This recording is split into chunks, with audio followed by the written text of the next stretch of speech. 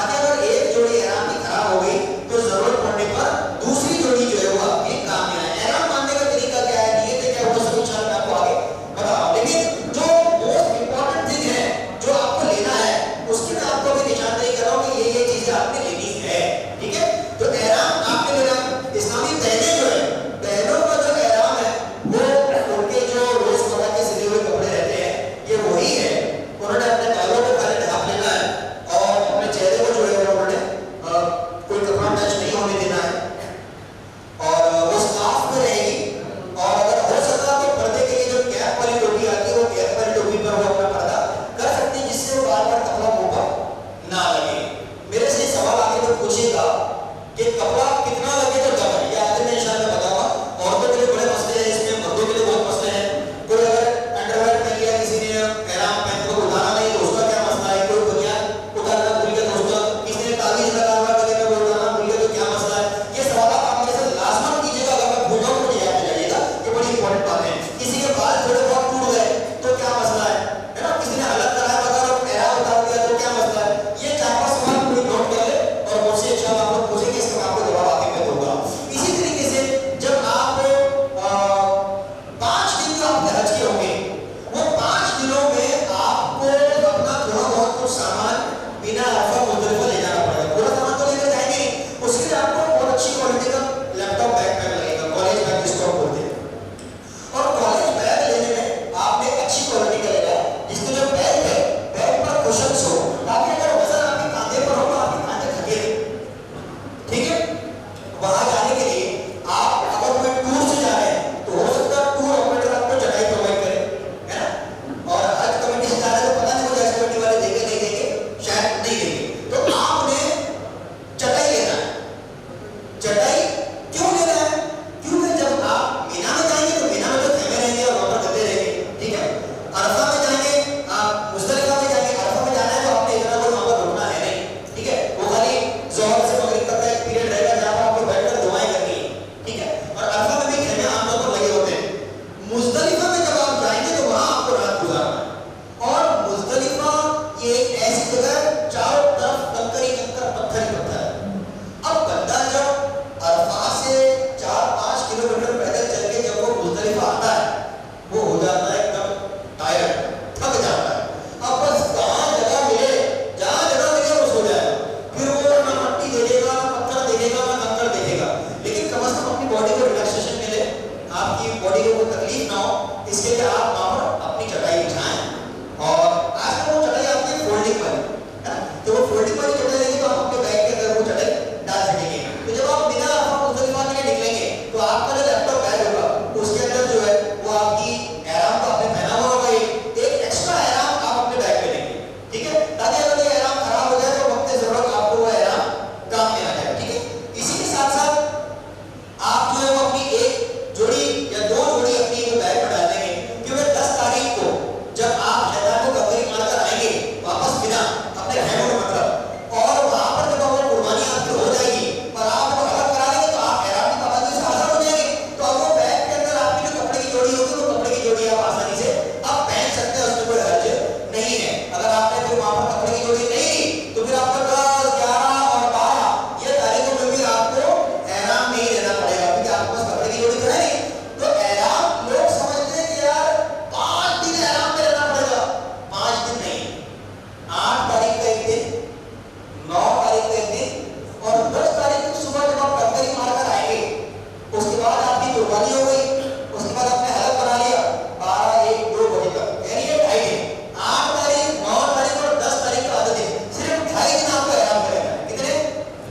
2.5 दिन। और ये एहराम को बोझ मत समझना, अरे यार ये पाबंदी, ये एहराम की चादरें, अरे ये वो मुबारक सफर है कि जिस सफर में गर्द आलू, मैला, कुचेला, हाजी रब को बड़ा पसंद है। ये जब छोड़े जाते हैं वो कुछ हल्दी वाले, तो उसका नाम पूरा नहीं लेता मैं, उसी में रहेगा, तो वो जो कंपनी के या दूसरी जो कंपनी के जो रेडीमेड पैकेट आते हैं चूड़े के, या अपने घर में कुछ आप पूरियां वगैरह या अचार अपने साथ में ले लें, ऐसा कुछ लेकर आप वहां पर जाए कि अगर आपको वहां खाना ना जमे तो आप ये चीजें खाकर अपना कम से कम गुजारा कर लें। इस बात का ख्याल रखें। एक बात और ध्यान रखो, जो लोग टूर से जा रहे हैं ना तो उनके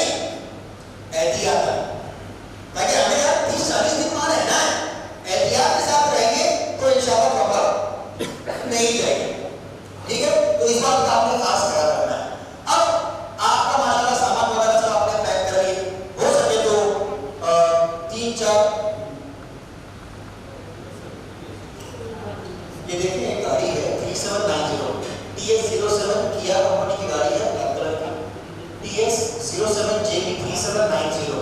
ये जिसकी भी आप गाड़ी है ट्रैफिक जाम है। दुर्घटना के लॉस हो गया से बहुत बड़े बड़े सही सलाह भाई समझ में आ रही है कि नहीं आ रही बात? आ रही है नहीं आ रही? नींद तो नहीं आ रही? चलिए लब्बैक अल्लाहुम्मा लब्बैक लब्बैक ला शरीका लक लब्बैक इन्नल हम्दा वन निअमता लक वल मुल्क ला शरीका लक लब्बैक अल्लाहुम्मा लब्बैक लब्बैक ला शरीका लक लब्बैक इन्नल हम्दा वन निअमता शरीका लक लब्बैक अल्लाहुम्मा लब्बैक लब्बैक ला शरीका लक लब्बैक इन्नल हम्दा वन निअमता लक वल मुल्क ला शरीका लक। तो बातें उम्मीद कर रहा हूँ मैं समझ में आ रही है क्या? आ रही है या नहीं? काम की बातें लग रही है कि नहीं लग रही? यहाँ पर आना वसूल हो रहा है कि नहीं हो रहा है ना? चलिए माशाल्लाह। अब जनाब अब आपकी फ्लाइट का दिन करीब आ गया माशाल्लाह। आपने अच्छा बैग भी ले लिया, अच्छी चप्पलें भी ले ली, चलने की प्रैक्टिस भी कर ली, दवाइयाँ भी अपने साथ ले ली और वहाँ जाकर ठंडा पानी और कोल्ड ड्रिंक ना पीने का भी आपने इरादा कर लिया। और जो सारी बातें मैंने आपको बताई उन बातों पर आपने इंशाल्लाह तवज्जो देना। हो सका तो अपने साथ में सुई धागा, कैंची, छुरी, नेल कटर, ठीक है, सुरमा, इधर, ये सारी चीजें अपने साथ ले लें। लेकिन ये जितनी भी लोहे की चीजें हैं वो आप हैंड कैरी में नहीं ले सकते, ठीक है? ये लोहे की छुरी, कैंची जितनी भी हैंड कैरी में लेंगे तो वो निकालने का वहीं पर अपने लगेज में डालें। हर हाजी को 2 बैग और एक हैंड बैग, 2 बड़े बैग और एक हैंड बैग की परमिशन होगी। टोटल एक हाजी को 30 किलोस, अगर वो सऊदी एयरलाइन से जा रहा है तो 30 किलो, विस्टारा या एयर इंडिया या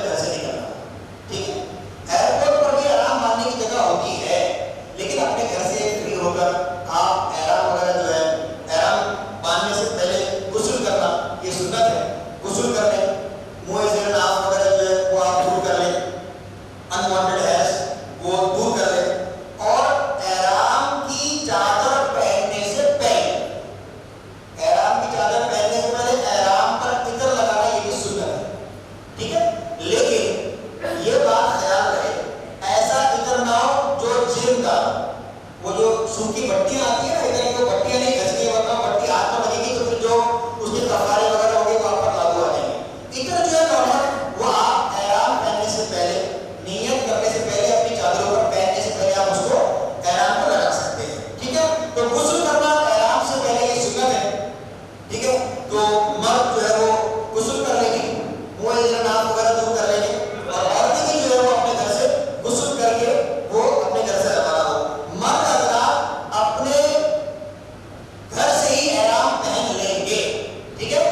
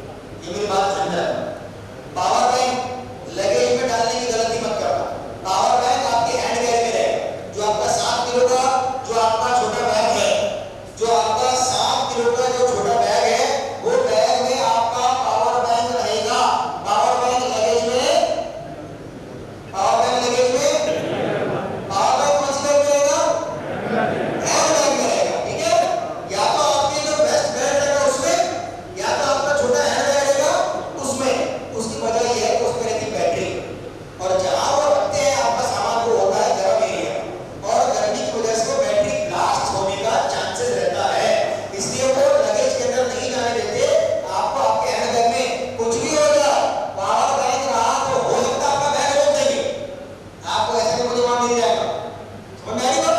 लिहाजा आपने पावर बैंक लगेज में डाला, पावर बैंक कहाँ डालेंगे? कहाँ डालेंगे? हैंड। ठीक है, अब आपका सामान चला गया अंदर, इमिग्रेशन आपका क्लियर हो गया माशाल्लाह। अब आप जो है वो प्लेन की तरफ रवा है और अब आप माशाल्लाह प्लेन में बैठ गए। सुभान अल्लाह, कैसा लग रहा है? ठीक है, तो अभी आप कहाँ बैठे? कहाँ बैठे? अरे आजियो, अरे जाइयो, अपने मुकद्दर पे रश करो।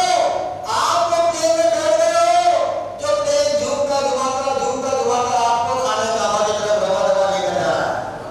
सुभान अल्लाह, मिल गया लब्बैक अल्लाहुम्मा लब्बैक, लब्बैक ला शरीका लक लब्बैक, इन्नल हम्दा वन निअमता लक वल मुल्क ला शरीका लक, लब्बैक अल्लाहुम्मा लब्बैक, लब्बैक ला शरीका लक लब्बैक, इन्नल हम्दा वन निअमता लक वल मुल्क ला शरीका लक, लब्बैक अल्लाहुम्मा लब्बैक, लब्बैक ला शरीका लक लब्बैक, इन्नल हम्दा वन निअमता लक वल मुल्क ला शरीका लक। तो जी आप प्लेन में बैठ गए, ठीक है?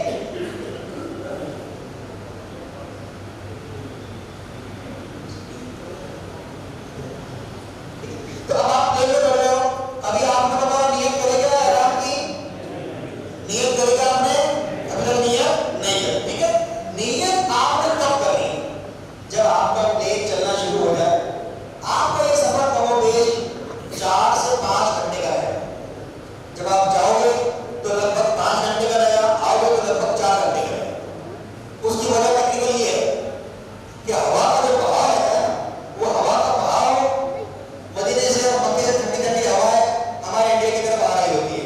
तो हवा का जो प्रेशर है, तो वो प्रेशर जो है ना, तो वो जो प्रेशर है ना, वो प्रेशर प्लेन की स्पीड को थोड़ा सा स्लो करता है। तो 5 से 6 घंटे जाने में और आने में 4 से 5 घंटे, क्योंकि वहां से हवा जो है वो इस तरफ होती है, तो वो प्लेन को यहाँ पर धकेल रही होती है आते टाइम पर, और जाते टाइम पर वो उसकी स्पीड को थोड़ा सा स्लो कर रही होती है। तो प्लेन पायलट को अपने हिसाब से निकल करके आना होता है। तो 5 से 6 घंटे का रास्ता है। अब जब आपका प्लेन आधा 1 घंटा 1.5 घंटा हवा में स्टेबल हो जाए, अब आपने नियत करना है। क्या करना है? अब आपने नियत करना है। लेकिन नियत किस चीज की करना है? हैं? उम्रे की नियत करना है या हज की नियत करना है? आप तो हज के लिए आए, आप तो किसके लिए आ रहे हो? हज के लिए आ रहे हो। फिर नियत किसकी करेंगे? उम्रे की करेंगे, पक्का है? कंफर्म? चलिए माशाल्लाह, ये तो बहुत खुशी की बात है कि आपको पता है कि हज आपको हज के लिए जा रहे हो, तो आपने क्या करना है। देखिए बेसिकली हज की 3 किस्में। कितनी किस्में? हज की 3 किस्में। अच्छा, ये किताब आपको रफीकुल हरमैन मिली है क्या?